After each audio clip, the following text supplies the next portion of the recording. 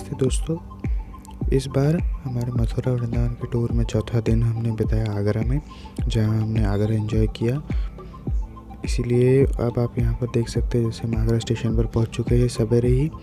इसके बाद में अब हम यहीं पर अपना सामान जमा करके आगे घूमने जाएंगे आगरा में। जैसा कि हम सबको पता है कि आगरा में सबसे ज़्यादा प्रसिद्ध चीज़ है ताजमहल, इसलिए हम सबसे पहले ताजमहल देखने ही चलते हैं। ताजमहल जाने के लिए आपको स्टेशन के बाहर ही ऑटो रिक्शा मिल जाएंगी। इसी के साथ ही वहीं पर आगरा स्टेशन के सामने ही आपको सभी नाश्ता करने की दुकानें भी मिल जाएंगी। यहाँ पर आप देख सकते हैं आई लव आगरा का बोर्ड लगा हुआ है स्टेशन पर। उत्तर प्रदेश सरकार द्वारा अब आगरा में ई बसेस लॉन्च हो चुकी है, जिसके ज़रिए आप आगरा में कहीं पर भी जा सकते हैं। This is known as city bus. Agra cantt railway station से ताजमहल की दूरी करीब 6 किलोमीटर है, जो कि आप ऑटो से जा सकते हैं। अब इस वीडियो में अब आप देख सकते हैं आगरा का मार्केट एरिया। यूँ तो आगरा में चप्पलों का बहुत बड़ा कारोबार है, पर ये एरिया पूरी बहुत साफ़ सुथरी है।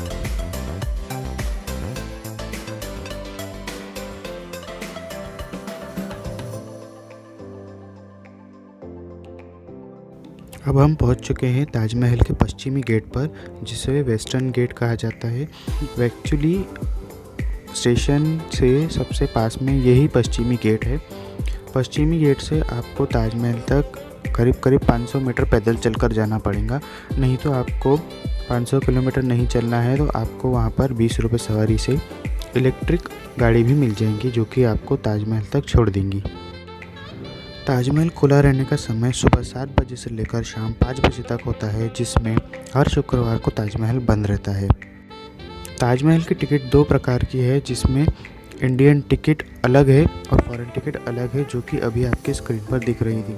ताजमहल के कैंपस के अंदर आपको सिर्फ पानी की बोतल ही अलाउड है, आपको बाकी पूरा सामान बाहर जमा करवाना पड़ेगा।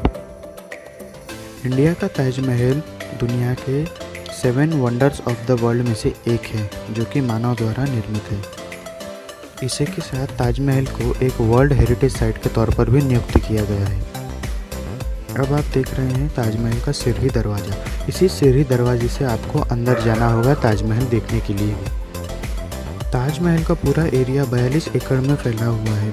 ताजमहल शाहजहां द्वारा बनवाया गया था और इसे बनने में 22 साल लग गए थे। 22 साल लगने के हेतु इस सीढ़ी दरवाजे के ऊपर 22 गुंबज बनाए गए हैं, जो कि यह दर्शाते हैं कि ताजमहल बनने में 22 साल लग गए थे।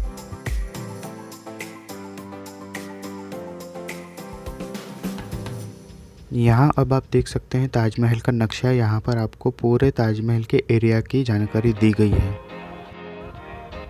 अब आप देख रहे हैं ताजमहल के सीढ़ी दरवाजे के अंदर का नज़ारा। सीढ़ी दरवाजे के बारे में ऐसा कहा जाता है कि पहले जब आप ताजमहल को देखते हैं तो वह बहुत बड़ा दिखता है, पर आप जैसे जैसे सीढ़ी दरवाजे से अंदर की ओर जाएंगे और ताजमहल को देखेंगे तो वह बहुत छोटा छोटा होते जाता है।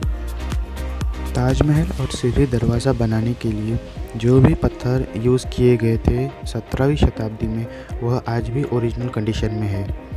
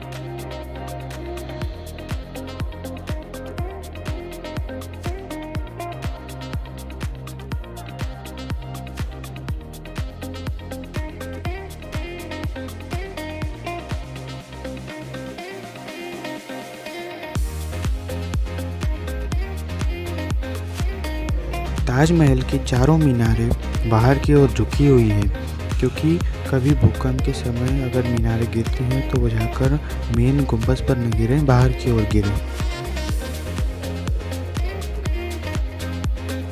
ताजमहल के एक और मेहमान खाना है तथा दूसरी ओर मस्जिद है।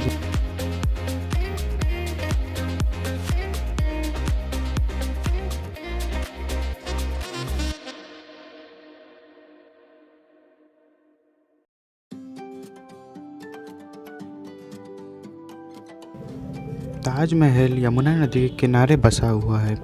अभी तो यमुना नदी का स्तर बहुत कम हो गया है, किंतु उस ज़माने में यमुना नदी का पानी बहुत ऊपर तक था।